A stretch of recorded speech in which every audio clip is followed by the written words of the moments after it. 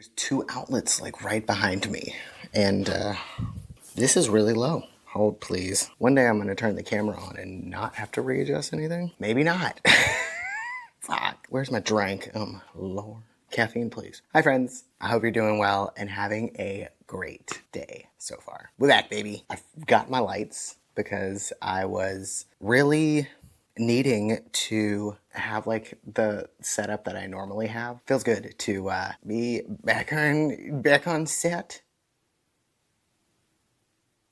I know, we're doing back-to-back podcast episodes. I have made the decision to cut back on making the higher production videos for now, while I try to get out of this house and out of South Carolina. It's just best for my mental health and for me to go through this process because it's like a physical, mental, and emotional challenge this is going to be for me to get out of this house and out of the state. So I don't want to put too much pressure on myself to upkeep doing 2 videos a week and having some of those videos be a heavier production setup and a heavier edit. It's all good. I just wanted to clarify what the schedule change I think that I have landed on will be. I think that I'm just going to upkeep doing a podcast episode every week. And then I'm also thinking about doing a few live streams on YouTube, maybe like once a month or every other week on Fridays. So that's kind of like all of the details that I have around that. But I thought it'd be fun to like at least be able to connect with you guys more than just a once a week video. I've never done live streaming before, so this will be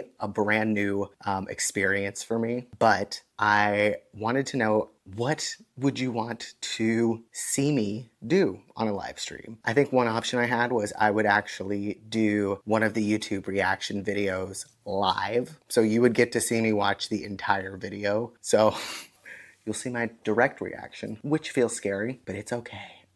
Regardless, my suggestion is if you're interested in tuning into those live streams, definitely go and follow my Instagram if you haven't done so already. All of like the attendance information will be on my Instagram account. So please go and check out the links in the description below and it will be right down there for you guys to check out. Once we get somewhere and settled, that is when I will revert to making higher production videos. Just don't want to overwhelm myself right off the rip, you know? Not a smart move for me. I did write this point, and I'm going to be honest with you. I did have a tinge of codependency start to come over me when it came to making videos and having to do this switch of the scheduling. It was because I felt this need to make videos, which it's not a need, it's a want. I want to make videos. Nobody is dependent on my content, which is great. Nobody should be dependent on my content. To me, that signaled it feels like a need because I'm trying to make it a distraction from doing the big scary stuff to get me out of this house. So just want to fucking be honest there with myself and with you of like, dude, I still struggle with my codependency. Even though I'm like doing the recovery thing, it's still fucking tough. And it sometimes wants to get me. And I'm like, no, Satan. I think I've had too much caffeine. Fuck. When you pick something else up, you normally have to put something else down. And boy, is that the truth, especially when the things that you're picking up are a lot bigger and heavier and more challenging to overcome because you never do them and have never done them before. So trying to have compassion and grace for myself that this shit is scary and challenging and new and different, and I'm doing it alone. So we're getting there. I'm proud of myself for what I am accomplishing because it's probably a little bit slower than most would be doing this, but I really am trying to pace this in a way that's like good for me because I have no rush to get anywhere. You know, I don't want to make the destination the means to the end. I want to experience this whole journey and do it my way and not, you know, feel this pressure to do it the way that other people do it. It's an interesting journey, but I'm glad to be at a place where that is an option for me, not only to idealize, but to actually behave in. So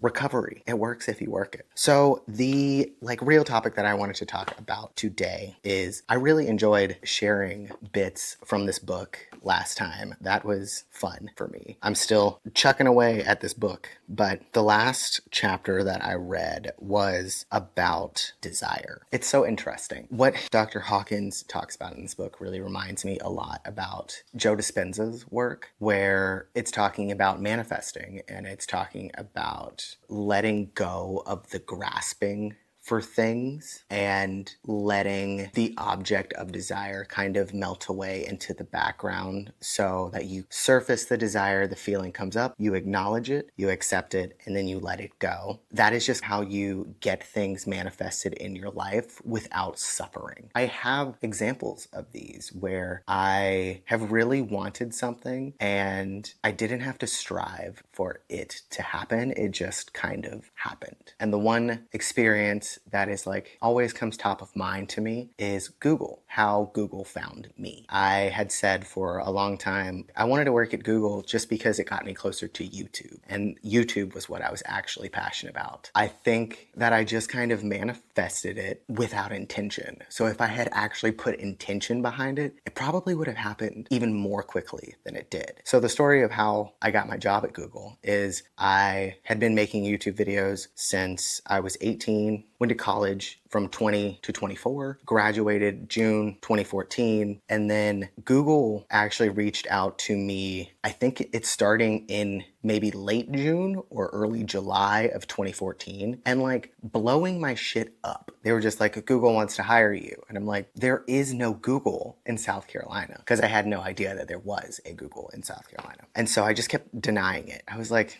I don't believe you. Like I thought it was a scam from like LinkedIn or something like that. I think that what happened was I kept saying out loud, like a goal of mine is to work for this company. Majorly it was to work for YouTube. And I think that my error was I didn't get specific enough. I just said Google and then I let it go. I never worried about getting the job. If anything, after graduation, I was like, I have had 2 months to have my summer of freedom. And then I would start really putting effort into finding a career. But yeah, I think that because I said it clearly out loud, but I'd never clung to it, then, the whole thing was pretty seamless. I had 2 interviews that went very smoothly and very well for me, and I got the job. So that's like my biggest experience, I think, of manifesting, and I didn't realize that until I had read the book from Joe Dispenza talking about how to manifest stuff. So super interesting. And I wanted to read again some of the highlighted pieces from this chapter because, again, I think it's just interesting information to know. So let's do this. Hopefully these things have context. Desire. The underlying quality of this emotion is drivenness. When we are at the effect of desire, we are no longer free. Desire, especially strong desire, example, cravingness, frequently blocks our getting what we want. In other words, if we say that we desire something, we are saying that it isn't ours. When we say that it isn't ours, we put a psychic distance between ourselves and what we want. This distance becomes the obstacle that consumes energy. The impossible becomes possible as soon as we are totally surrendered. This is because wanting blocks receiving it and results in a fear of not getting it. The energy of desire is, in essence, a denial that what we want is ours for the asking. We are used to picturing ambition and success as being associated with hard work and the classical Protestant ethic virtues. These include self-sacrifice, asceticism, great expenditure of effort and endeavor, keeping our nose to the grindstone, tightening our belt, buckling down, and all the grimness of hard work. It involves struggle, and the struggle results from the block we have put in our own way because of desire. We surrender the emotion of desire and instead merely choose the goal, picture it lovingly, and allow it to happen because we see that it is already ours. That was another thing. I definitely clearly saw myself working at Google, like without effort. So I guess that was a part of it too. In a higher state of consciousness, our experience of the universe changes. It now becomes like a giving, loving, unconditionally approving parent who wants us to have everything we want, and it is ours for the asking. Although the world may be stingy and hostile to other people, there is no reason why we should buy into this paradigm. When we buy into it, we make it that way in our own life. What we hold in mind tends to manifest. Personal goals were written down, followed by letting go of desire for them. When utilizing this way of achieving goals, we include all of the details, as impossible as they may seem to the rational mind to achieve. Because of being totally surrendered, the impossible became possible, manifesting itself effortlessly and rapidly. The truth is, we could have gotten them anyway, only without anxiety, fear of not getting it, without all the energy expenditure, without all the effort, without all the trial and error, and without all of the hard work. We would have to give up the sentimentality about the self-sacrifice and all the pain and suffering we went through to achieve our goals. If it weren't for the negative programming that made us believe otherwise, why should we go through any cost of pain and suffering to achieve anything in our life? Peculiarly.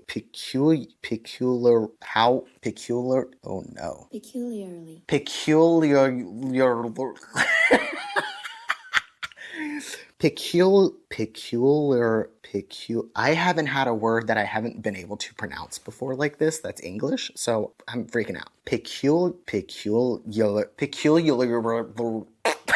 Okay. It's peculiar, the unconscious.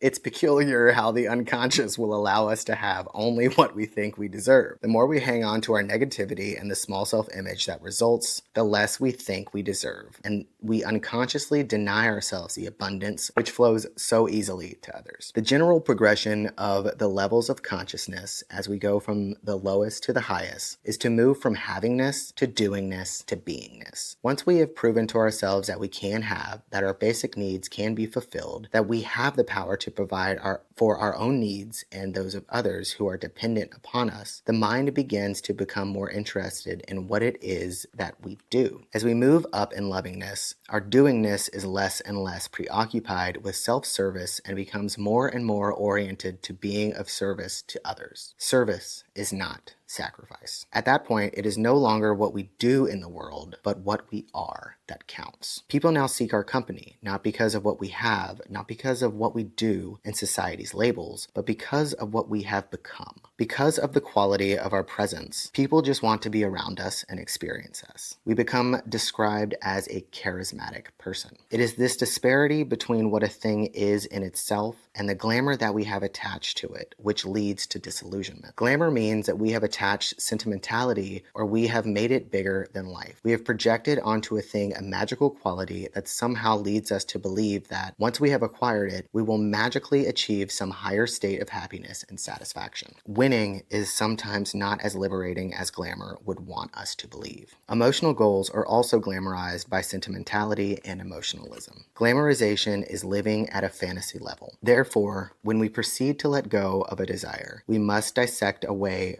that which is an exaggeration, fantasy, and romanticization. I'm finding out all of the words that are hard for me to read right now. Once we have relinquished the glamour, it will be relatively easy to surrender the desire itself. Because there is no reality in it, the world is constantly selling us dishonesty, catering to our desire for that romantic, glamorized aspect. It promises to make us more important than we really are. Glamour at that level of dishonesty is a fake. We can have what we want directly without detouring some fraudulent promise that will lead us into frustration and disappointment. We simply picture the kind of person we want to be and surrender all of the negative feelings and blocks that prevent us from being that. This is because, in contrast to having and doing, the level of being has the most power and energy. When it is given priority, it automatically integrates and organizes one's activities. We are all powerful beings who have become unconscious of our own power. We have denied and projected it onto others out of guilt and our own sense of smallness. Our mind is so powerful that if we hold in mind a single thought such as, my relationships never work out, then that is most likely going to happen in our life. Our unconscious genie, which can only take orders and not make decisions, sees to it that our relationships don't work out. The small self glorifies in how miserable life is, how tough luck is, how rotten our experiences have been, and how mean people have been to us. But we pay a big price when we listen to this set of programs. If our mind, by its decision, has the power to make negative things happen in our life, then it has equal power in the opposite, positive direction. We can cancel the old programs, and we can do that by beginning to relinquish the gratification we were getting out of the negative payoffs. That's what guilt really is. is, isn't it? Self-indulgence. Rather, the reason to let go of selfishness is simply because it is impractical. It doesn't work. It's too costly. It consumes too much energy. It delays the accomplishment of our goals and the realization of our wants. Out of guilt, we strive to accomplish and achieve success. Then, when we achieve success, we feel guilty because we have it. There is no winning in the guilt game. The only solution is to give it up, to let it go. When we move from being selfish with a small s, we move into being selfish with a capital S. We move from our smaller self to our greater self. We move from weakness to power, and from self-hatred and pettiness to lovingness and harmony. We move from strife to ease, and from frustration to accomplishment. So good. I have really been trying my best to have intention with setting goals, but not clinging and desiring and putting these projected attachments onto them, because from what I know and from what I've read, that hinders the goal being accomplished. And, getting a job at Google isn't the only experience that I have of manifesting in this way. So I know it's true. It's interesting to reflect on what my desires were only a year or two ago, because they were so different from what they are now. I had a lot of desires for external things, right? Like friendships, relationships, technology, experiences. And now a lot of my desires are about internal states, like peace and balance and true love and deep, meaningful, emotional connection with myself and with others. And that feels really different. I don't have this level of desperation that I had when I first started recovery. I was desperate to have all the things. Internal, external, I was just desperate. Looking at it now, I know that I was desperate for some sort of internal shift to happen that would help me feel better. I think it took a while in recovery to realize that it's in my power. Of course, setting goals is so important and necessary. I just didn't realize the power that I had in making those things come to life. There was probably a lot of overdoing it in the first year of recovery because I just wanted to hit the fast forward button and get it over with, which isn't appreciating it as a journey. But yeah, it's interesting to read about this kind of stuff and know how much of it is in your power, but also it isn't, right? A lot of these big things that feel impossible, like for me right now, it's moving out of this state. It felt impossible for my entire life. Like I had no faith in myself that I would be able to get out of this state. Like I always, if I did get out of the state, the view that I had was I had to be with somebody. So me and a partner moving out. I'm so grateful that that isn't the case. So I think that what has happened and why it's kind of coming to fruition now is because I shifted the image to be only me moving out, and I have set a goal, but I'm not clinging to it. And before recovery, I would have been panicking. I would have been like, I chose January 17th. If I am not there on the 17th, I'm gonna fucking lose it. So I would have been frantically doing everything, not minding my well-being, and sacrificing myself, all this energy for no reason. So it's interesting, right? And I really love having this kind of backlog of data to see how it has shifted. And it's true, I have experienced it. So yeah, I hope that these kind of lines from this book are helpful. I really like sharing them because I think it's really good information. If you have any thoughts or comments on desire, leave it down in the comment below. I would love to hear how you have handled this aspect of our humanness, our silly little humanness, and all of our desires. Yeah, I also just wanted to say thank you for just being loving and supportive and kind and showing up regardless of how many videos I'm putting out and how high quality they are. It means a lot that you still show up and want to watch these. You guys are awesome, and I'm just so appreciative of you guys. So thank you guys for watching another episode of Generation Recovery Friends. I will see you guys here next week, kicking it up a notch, Yeah, don't forget to like, subscribe, and ding dong that bell if you want to see more videos like this in the future. And for all of those listening, a reminder that this is also a visual podcast over on my YouTube channel if you want to check out the video side of the podcast as well. Cool, guys. Well, thank you guys so much for choosing to spend your time with me today. It means the world to me. And until I see you guys next time, be well, friends.